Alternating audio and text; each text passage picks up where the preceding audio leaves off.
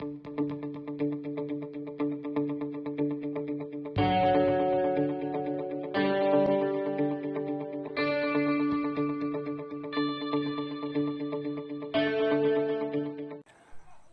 children, in the last class we learned about skeleton. Today we are going to learn about other bones in our body. Make your friend stand with both hands pressed to the wall and ask her to push the wall. Do you notice two bones on the back are prominent where the shoulders are? They are called shoulder bones. This structure is made up of pelvic bones. They enclose the portion of your body below the stomach. This is the part of you sit on.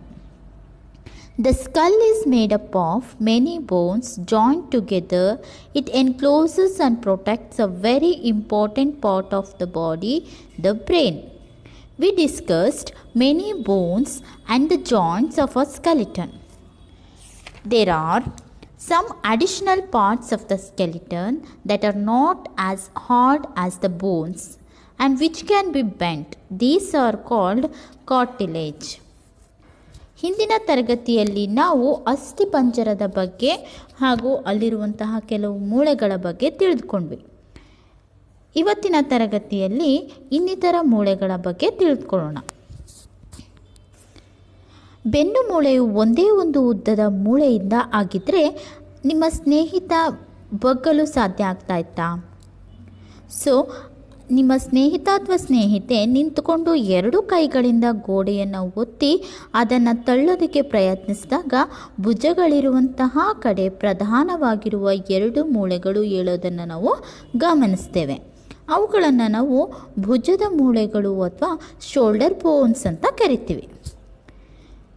ಈ ರಚನೆ ಸೊಂಟದ ಮೂಳೆಗಳಿಂದ ಅಥವಾ pelvic ಬೋನ್ಸಿಂದ ಆಗಿರುತ್ತೆ. ಅವು ಹೊಟ್ಟೆಯ ಕೆಳಗಿನ ಭಾಗವನ್ನು ಸುತ್ತುವರೆದಿದೆ. ಈ ಭಾಗದ ಮೇಲೆ ನೀವು ಕುಳಿತುಕೊಳ್ಳೋದಕ್ಕೆ ಸಾಧ್ಯ ಆಗುತ್ತೆ. ತಲೆಬುರುಡೆ ಅಥವಾ ಸ್ಕಲ್ ಇದು ಅನೇಕ ಮೂಳೆಗಳ ಜೋಡಣೆಯಿಂದ ಆಗಿದೆ. ಇದು ದೇಹದ ಅತ್ಯಂತ ಪ್ರಮುಖವಾದಂತಹ ಮೆದುಳನ್ನು ಸುತ್ತುವರೆದು ಅದನ್ನು ರಕ್ಷಣೆ ಮಾಡುತ್ತೆ.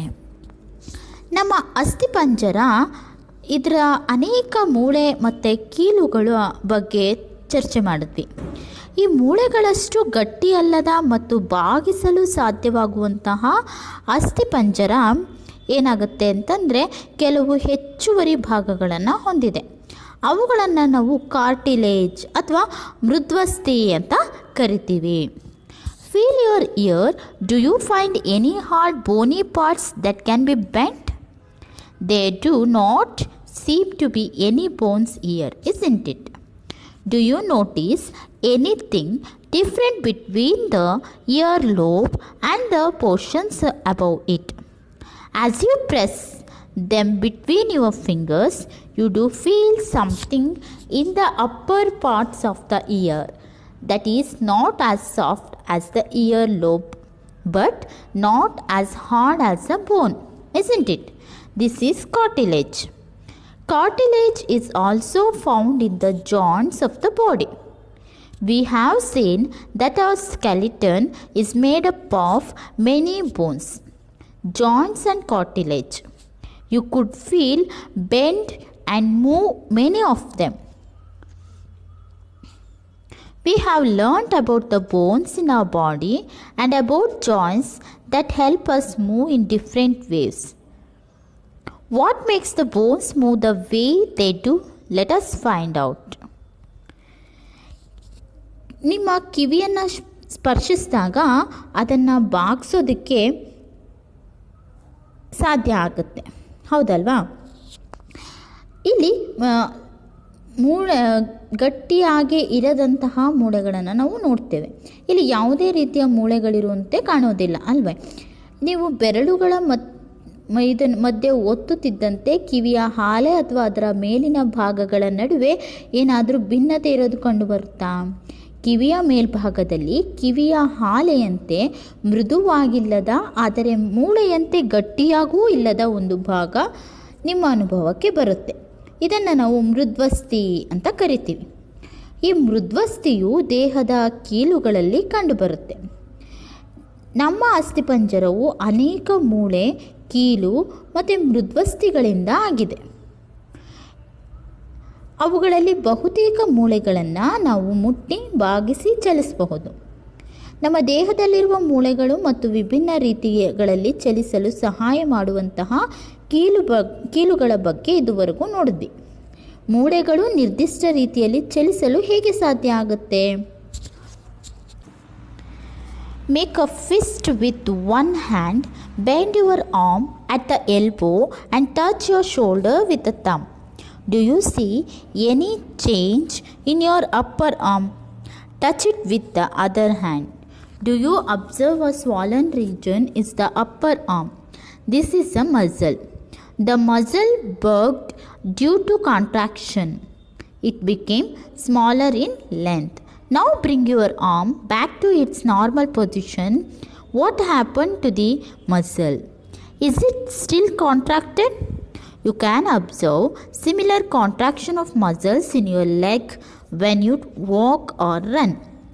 When contracted, the muscle becomes shorter, stiffer and thicker. It pulls the bone. Muscles work in pairs. When one of them contracts, the bone is pulled in the direction. The other muscle of the pair relaxes to move the bone in the opposite direction. The relaxed muscle contracts to pull the bone towards its original position. While the first relaxes, a muscle can only pull. It cannot push. Thus, two muscles have to work together to move a bone. Are muscles and bones always required for movement?